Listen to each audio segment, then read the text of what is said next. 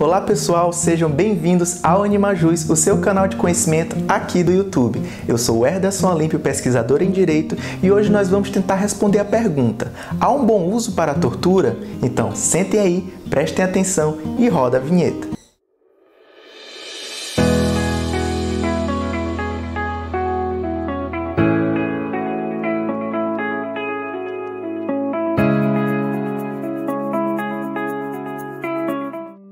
A tortura é uma das formas mais degradantes da essência humana, tanto que se configura como um dos chamados crimes contra a humanidade. Sua definição e proteção foi dada por normas internacionais e nacionais visando seu combate ante os rastros sangrentos e de perversidade que sua prática deixou na história. Mas ainda hoje, sua prática persiste, inclusive sob o seguinte questionamento: há um bom uso da tortura? A tortura sempre foi tida como uma prática associada à punição de acusados, mas também como um método de obtenção da confissão de crimes. Embora tenha ocorrido por toda a nossa história, a tortura só ganhou definição jurídica em 1984 na Convenção contra a Tortura e Outras Penas ou Tratamentos Cruéis, Desumanos e Degradantes. Mas vamos focar ao que nos diz a Lei de Tortura do Brasil, ou seja, a Lei 9.455 de 1997. Segundo a nossa legislação nacional, constitui crime de tortura o ato de constranger alguém com emprego de violência ou emprego de grave ameaça, causando-lhe sofrimento físico ou mental. E esse ato ele deve se constituir com as seguintes finalidades, caracterizando uma tortura probatória, quando esse constrangimento é realizado com o fim de obter informação, declaração ou confissão da vítima ou de terceira pessoa, ou uma tortura crime, justamente com a finalidade de provocação ou omissão de natureza criminosa, ou ainda mesmo uma tortura discriminatória em razão de uma discriminação racial ou religiosa.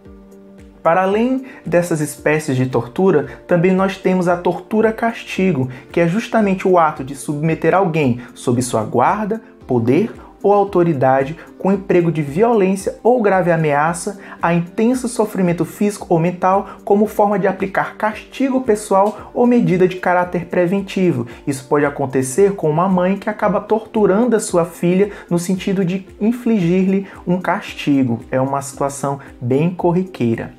Além da tortura-castigo, nós também temos a chamada tortura imprópria, que ocorre justamente com aquele que se omite em face dessas condutas todas que foram citadas aqui, quando tinha o dever de evitá-las ou apurá-las. É o caso do servidor público ou uma autoridade policial que se omite em face da tortura praticada por seus colegas de trabalho.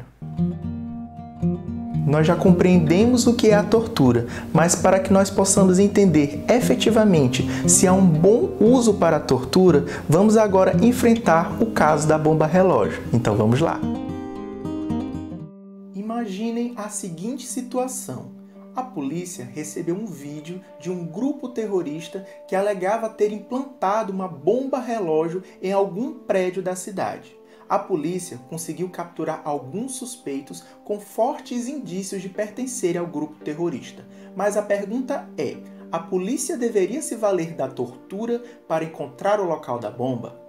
Michael Sandel, na sua obra Justiça, o que é fazer a coisa certa, nos traz a teoria utilitarista ou utilitarismo proposta por Jeremy Bentham, que em suma dita que as decisões elas devem ser tomadas no sentido de proporcionar uma mais felicidade ao maior número de pessoas, ou seja, o utilitarismo transmite a ideia de que a moralidade deve considerar os custos e os benefícios. No caso, a tortura de um indivíduo suspeito de terrorismo pode salvar muitas pessoas. Entretanto, Sandel diz que, paradoxalmente, tal teoria também pode tomar a perspectiva de que a utilidade do uso da tortura nessa situação não acrescenta uma segurança à coletividade, já que as informações extraídas frente a uma coação nem sempre são confiáveis. Nesse sentido, Sandel fala de outra via de análise da situação. Ele fala daquelas pessoas que repudiam a tortura por princípio, ou seja, pessoas que creem que sejam desrespeito à dignidade intrínseca da humanidade, devendo essa ser uma base moral que vai muito além da noção de utilidade de Jeremy Bentham. E é essa última perspectiva que foi abraçada pelo direito internacional, então a resposta é: não, a polícia não deveria se valer da tortura para tanto.